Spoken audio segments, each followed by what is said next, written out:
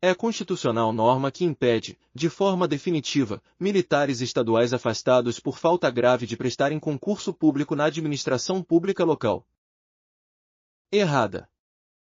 A Constituição Federal veda sanções de caráter perpétuo, pois violam os princípios da proporcionalidade e da dignidade da pessoa humana. A ausência de prazo para o término da proibição de participação em concursos públicos configura sanção perpétua, o que é inconstitucional. Artigo 5º, inciso 47, alínea B, Constituição Federal.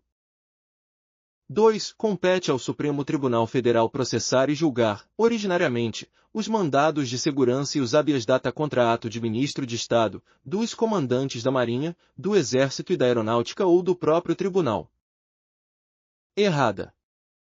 De acordo com a Constituição Federal, artigo 105, inciso 1º, alínea B, compete ao Superior Tribunal de Justiça e não ao Supremo Tribunal Federal processar e julgar, originariamente, os mandados de segurança e os habeas data contra atos de ministros de Estado, comandantes das Forças Armadas ou do próprio STJ. 3. Funcionarão junto ao Superior Tribunal de Justiça a Escola Nacional de Formação e Aperfeiçoamento de Magistrados, cabendo-lhe, dentre outras funções, ministrar cursos oficiais para ingresso na carreira e promoção por merecimento. Errada. A Escola Nacional de Formação e Aperfeiçoamento de Magistrados ENFOM, que funciona junto ao Superior Tribunal de Justiça, regulamenta e ministra cursos oficiais para ingresso e promoção na carreira da magistratura. No entanto, a promoção por merecimento não é uma das funções regulamentadas pela ENFOM, pois a promoção por merecimento é determinada por critérios objetivos e subjetivos estabelecidos nos tribunais e não depende exclusivamente da formação oferecida pela ENFOM.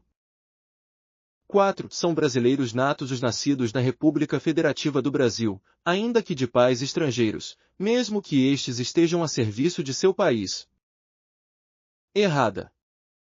Conforme o artigo 12, inciso 1º, alínea A, da Constituição Federal, são considerados brasileiros natos os nascidos no Brasil, de pais estrangeiros, desde que estes não estejam a serviço de seu país. Caso os pais estrangeiros estejam a serviço de seu país, a criança nascida no Brasil não adquire automaticamente a nacionalidade brasileira nata. 5. Compete à União, aos Estados e ao Distrito Federal a legislação concorrente nas áreas de direito tributário, financeiro, penitenciário, econômico e urbanístico. Certa. Conforme o artigo 24, inciso 1º, da Constituição Federal, a competência para legislar de forma concorrente sobre direito tributário, financeiro, penitenciário, econômico e urbanístico é atribuída à União, aos Estados e ao Distrito Federal. 6. Compete ao Superior Tribunal de Justiça processar e julgar, originariamente, nos crimes comuns, os governadores dos Estados e do Distrito Federal e, nos crimes comuns e de responsabilidade, os desembargadores dos Tribunais de Justiça, membros dos Tribunais de Contas Estaduais e Distrital, dos Tribunais Regionais e do Ministério Público da União que atuem perante tribunais. Certa. De acordo com o artigo 105, inciso 1º, alínea A, da Constituição Federal, compete ao Superior Tribunal de Justiça processar e julgar, originariamente, os governadores nos crimes comuns e, nos crimes comuns e de responsabilidade, os desembargadores dos Tribunais de Justiça, membros dos Tribunais de Contas dos Estados e do Distrito Federal, dos Tribunais Regionais e do Ministério Público da União que oficiem perante tribunais. 7. É inconstitucional a prática de desqualificar a mulher vítima de violência durante a instrução e o julgamento de crimes contra a dignidade sexual e outros crimes de violência contra a mulher, sendo proibida qualquer menção, inquirição ou fundamentação sobre a vida sexual pregressa ou o modo de vida da vítima em audiências e decisões judiciais. Certa.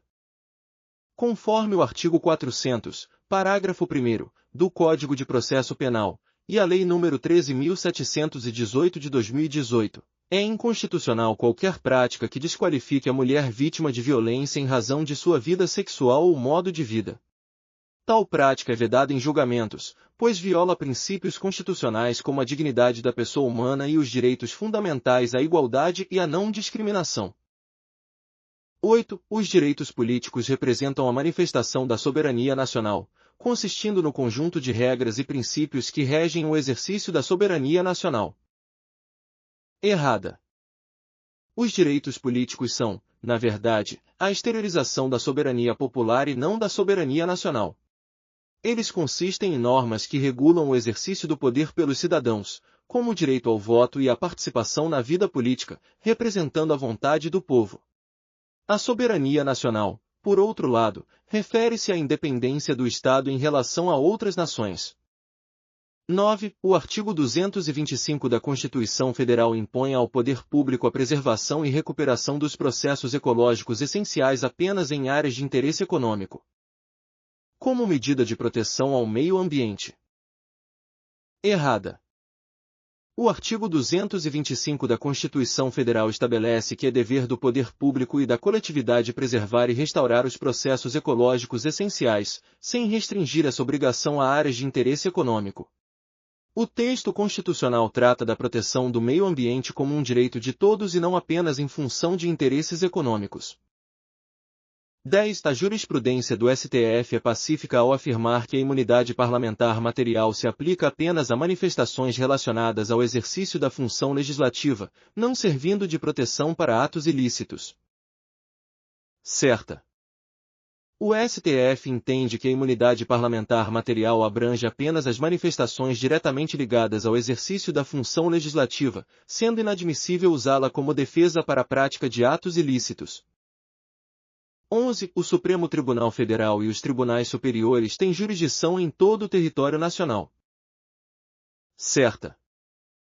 De acordo com o artigo 92 e o artigo 102 da Constituição Federal, o Supremo Tribunal Federal STF e os tribunais superiores têm competência para julgar questões em âmbito nacional, exercendo jurisdição sobre todo o território brasileiro.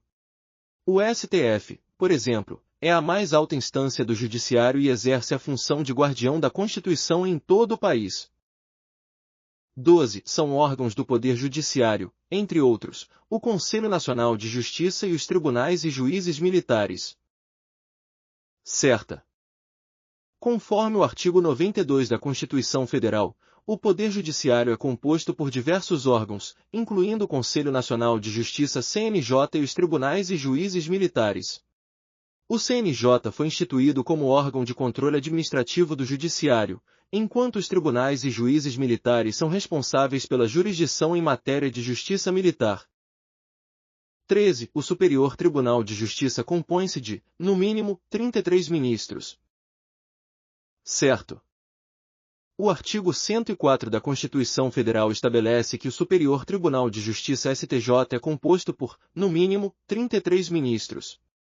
Esses ministros são nomeados pelo Presidente da República, após aprovação pelo Senado Federal, e representam a diversidade da Federação, com origens variadas na magistratura e advocacia. 14. Os ministros do Supremo Tribunal Federal serão nomeados pelo Presidente da República, depois de aprovada a escolha pela maioria absoluta da Câmara dos Deputados. Errado. Conforme o artigo 101 da Constituição Federal, os ministros do STF são nomeados pelo Presidente da República, mas a escolha deve ser aprovada pela maioria absoluta do Senado Federal, e não pela Câmara dos Deputados. Esse procedimento visa garantir que a indicação presidencial receba aprovação de uma casa legislativa que representa os estados da Federação. 15. As custas e emolumentos serão destinados exclusivamente ao custeio dos serviços afetos às atividades específicas da Justiça. Certo. De acordo com o artigo 98, parágrafo 2º, da Constituição Federal, as custas e emolumentos são receitas destinadas ao custeio dos serviços específicos da Justiça. Essas cobranças têm o objetivo de subsidiar a estrutura judiciária e garantir que os recursos obtidos sejam utilizados para financiar os serviços prestados pelo Poder Judiciário. 16. O acesso aos tribunais de segundo grau far-se-á por antiguidade e merecimento, alternadamente, apurados na última ou única instância. Certo. De acordo com o artigo 93, inciso 2º, alínea A, da Constituição Federal, o acesso aos tribunais de segundo grau, ou seja, a promoção de juízes de primeira instância para desembargadores, ocorre por critérios de antiguidade e merecimento, de forma alternada e apurados na última ou única instância, para garantir equilíbrio e justiça na progressão de carreira. 17. Previsão de cursos oficiais de preparação, aperfeiçoamento e promoção de magistrados, constituindo etapa obrigatória do processo de vitaliciamento a participação em curso oficial ou reconhecido por Escola Nacional de Formação e Aperfeiçoamento de Magistrados. Certo. Conforme o artigo 93, inciso 4, da Constituição Federal, a participação em cursos de formação e aperfeiçoamento é obrigatória para magistrados que estão no processo de vitaliciamento, e os cursos devem ser oficiais ou reconhecidos por escolas nacionais de formação, como a Escola Nacional de Formação e Aperfeiçoamento de Magistrados ENFAM, a fim de promover qualificação contínua. 18. O ato de remoção ou de disponibilidade do magistrado, por interesse público, fundar-se-á em decisão por voto da maioria simples do respectivo tribunal ou do Conselho Nacional de Justiça, assegurada ampla defesa. Errado. De acordo com o artigo 93, inciso 8º, a linha A, da Constituição Federal, a remoção ou disponibilidade de um magistrado, por interesse público, deve ser decidida pelo voto de 2/3 dos membros do respectivo tribunal ou do Conselho Nacional de Justiça, e não pela maioria simples. A exigência de 2/3 visa assegurar uma decisão mais criteriosa e fundamentada, respeitando o direito à ampla defesa do magistrado. 19. Todos os julgamentos dos órgãos do Poder Judiciário serão públicos, e fundamentadas todas as decisões, sob pena de nulidade, podendo a lei limitar a presença, em determinados atos, às próprias partes e a seus advogados, ou somente a estes, em casos nos quais a preservação do direito à intimidade do interessado no sigilo não prejudique o interesse público à informação. Certo. Conforme o artigo 93, inciso 9, da Constituição Federal, os julgamentos dos órgãos do Poder Judiciário são, em regra, públicos, e as decisões devem ser fundamentadas, sob pena de nulidade. Em situações específicas, quando o direito à intimidade das partes exige sigilo e isso não compromete o interesse público, a lei permite que apenas as partes e seus advogados estejam presentes em determinadas audiências.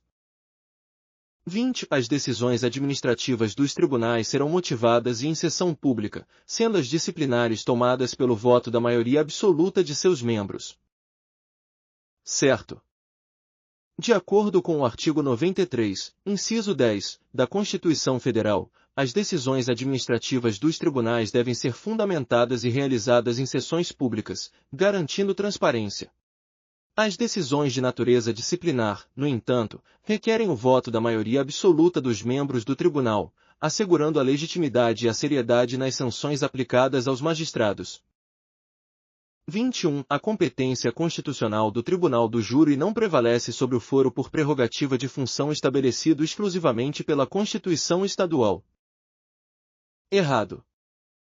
De acordo com a jurisprudência do STF, a competência constitucional do Tribunal do Júri, especialmente em casos de crimes dolosos contra a vida, prevalece sobre o foro por prerrogativa de função, ainda que este seja previsto pela Constituição Estadual. Assim, as constituições estaduais não podem modificar a competência do Tribunal do Júri garantida pela Constituição Federal. 22. É da Justiça Federal a competência para processar e julgar o crime de incitação à discriminação racial por meio da internet cometido contra pessoas determinadas, pois se presume que o resultado ultrapassa as fronteiras territoriais brasileiras. Errado. Segundo a jurisprudência, a competência para julgar crimes de incitação à discriminação racial, mesmo quando cometidos pela internet e direcionados a pessoas determinadas, é da Justiça Estadual, exceto se houver a demonstração de interesse da União ou repercussão interestadual de significativa abrangência. A mera possibilidade de que a ofensa ultrapasse fronteiras nacionais, por ser veiculada na internet, não desloca automaticamente a competência para a Justiça Federal. 23. Compete à Justiça Comum processar e julgar causas sobre complementação de aposentadoria instituída por lei cujo pagamento seja, originariamente ou por sucessão, da responsabilidade da administração pública direta ou indireta, por derivar essa responsabilidade de relação jurídico-administrativa. Certo. De acordo com o tema de repercussão geral número 1092 do STF, competência para processar e julgar demandas sobre complementação de aposentadoria instituída por lei, cuja responsabilidade pelo pagamento recaia diretamente sobre a administração pública direta ou indireta, 24. Compete à Justiça do Trabalho o julgamento de processos envolvendo relação jurídica entre representante e representada comerciais, uma vez que a sua competência também abarca as relações de trabalho e não apenas as de emprego. Errado.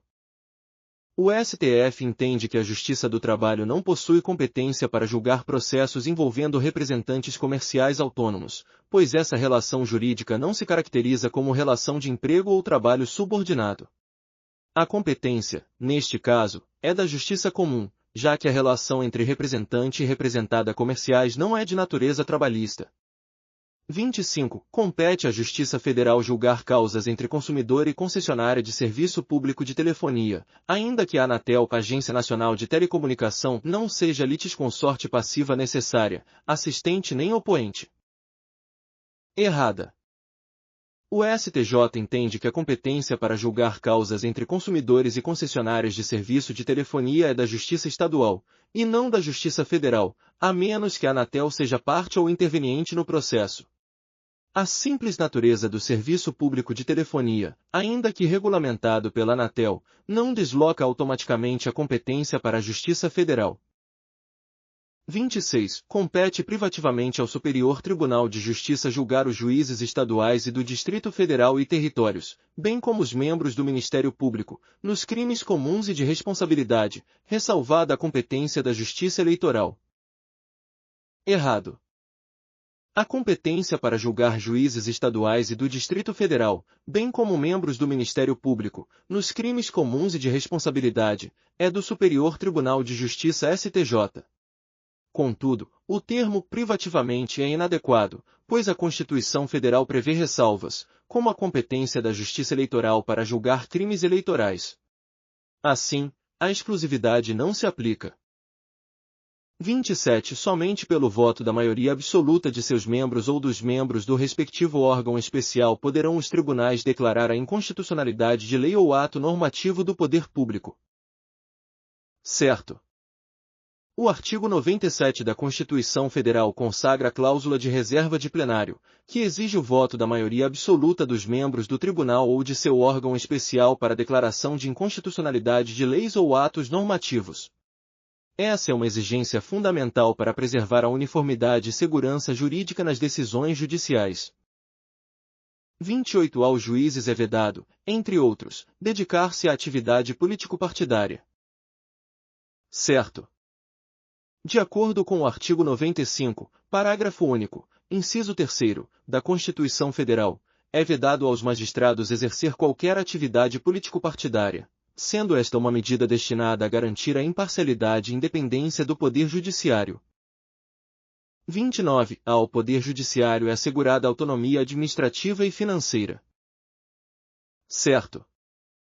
Conforme o artigo 99 da Constituição Federal, ao Poder Judiciário é assegurada autonomia administrativa e financeira, o que significa que os tribunais têm competência para organizar seus próprios serviços e gerir seus recursos orçamentários de forma independente, respeitando os limites constitucionais e legais. 30. O controle difuso de constitucionalidade permite que o magistrado de primeiro grau declare a inconstitucionalidade de lei ou ato normativo federal. Certo. O controle difuso de constitucionalidade pode ser exercido por qualquer magistrado no curso de um caso concreto, incluindo os de primeiro grau. Essa modalidade de controle ocorre incidentalmente, quando a constitucionalidade da norma é questionada no contexto do litígio. 31. A declaração de inconstitucionalidade de lei ou ato normativo federal por magistrado de primeiro grau implica na aplicação da remessa necessária.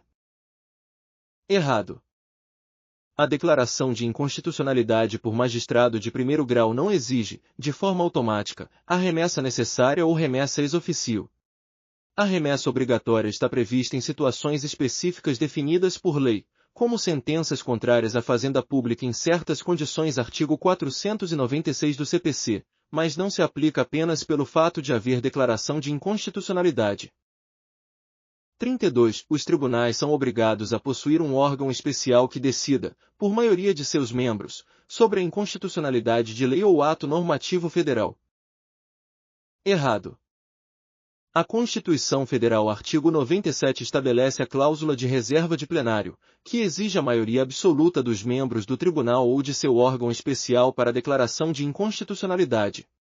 Contudo, a criação de um órgão especial não é obrigatória para todos os tribunais. Essa estrutura é aplicável apenas para tribunais com número elevado de membros. Artigo 93, inciso 11, Constituição Federal. 33. A competência para o controle concentrado de constitucionalidade de leis ou atos normativos federais é compartilhada entre o Supremo Tribunal Federal e os tribunais de justiça estaduais. Errado. A competência para o controle concentrado de constitucionalidade de normas federais é exclusiva do Supremo Tribunal Federal, nos termos do artigo 102, inciso 1, da Constituição Federal. Tribunais de Justiça têm competência para controle concentrado apenas de normas estaduais ou municipais em face das constituições estaduais.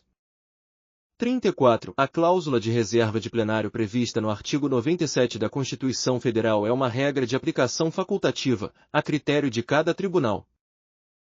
Errado. A cláusula de reserva de plenário é obrigatória e determina que a declaração de inconstitucionalidade só pode ser realizada pela maioria absoluta dos membros do tribunal ou de seu órgão especial. Artigo 97 da Constituição Federal. É uma norma vinculante, não facultativa. 35. No pagamento de precatório, a preferência se dá até o valor equivalente ao dobro do fixado para as obrigações de pequeno valor, sendo que o restante será pago na ordem cronológica de apresentação do precatório. Errado.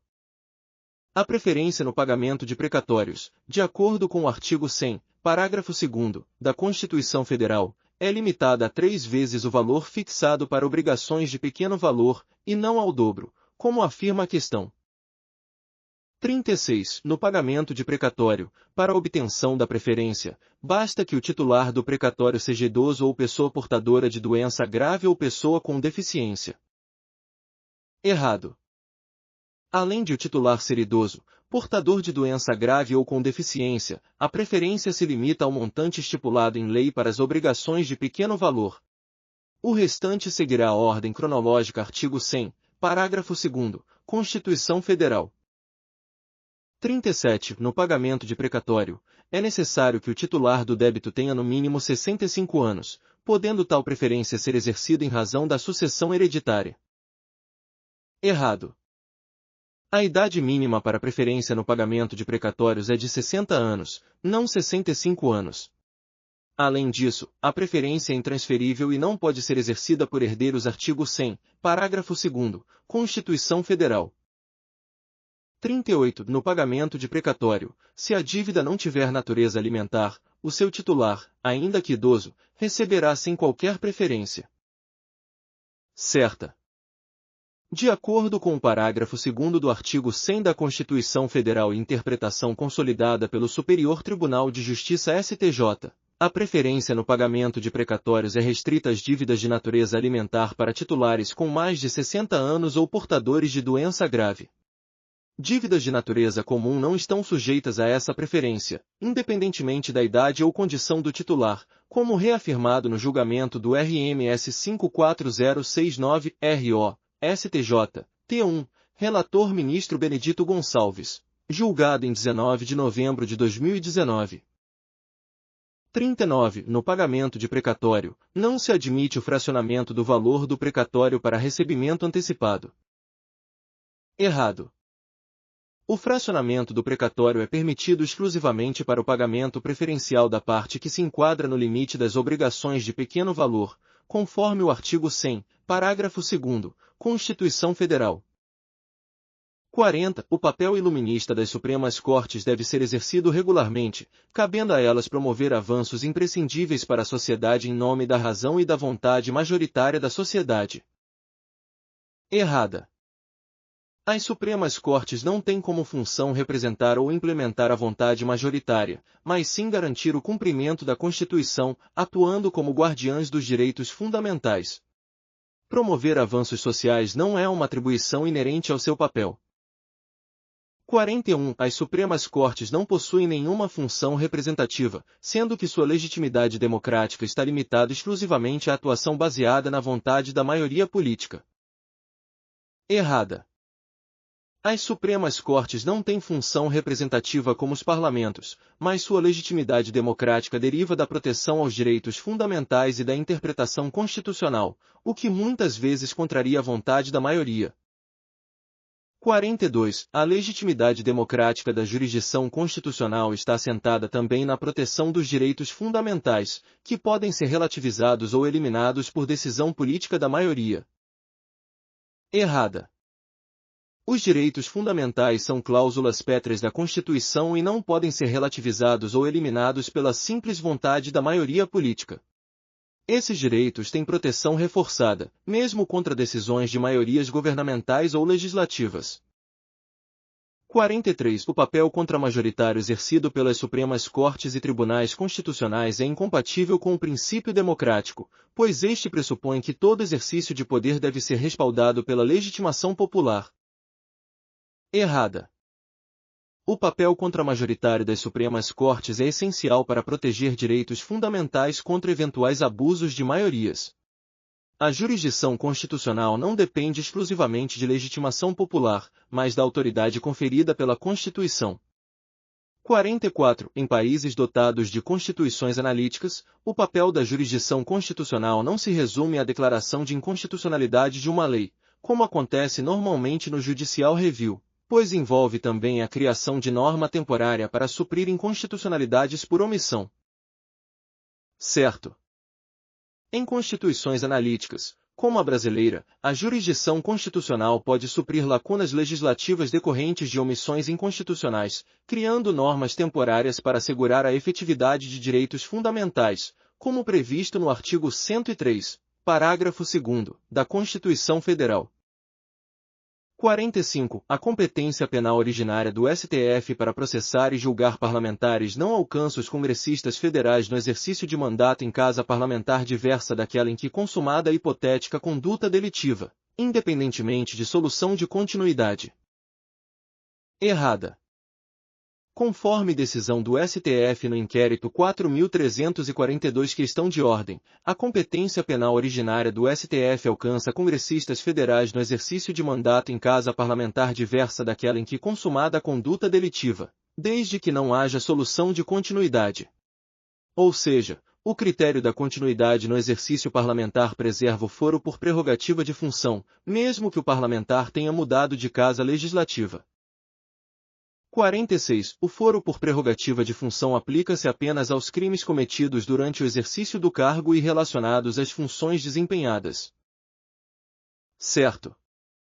O foro por prerrogativa de função, de acordo com a Constituição Federal, é aplicável aos crimes cometidos durante o exercício do cargo e relacionados às funções desempenhadas. Ou seja, a imunidade ou o privilégio de foro não se estende a atos praticados fora das funções do cargo. 47. O STF é competente para julgamento do recurso especial interposto contra o acórdão condenatório proferido pelo TRF 4ª Região, quando, após a interposição do recurso especial, o recorrente foi diplomado no cargo de deputado federal, o que atrai a competência desta Suprema Corte para julgamento das ações penais contra os membros do Congresso Nacional. Certo.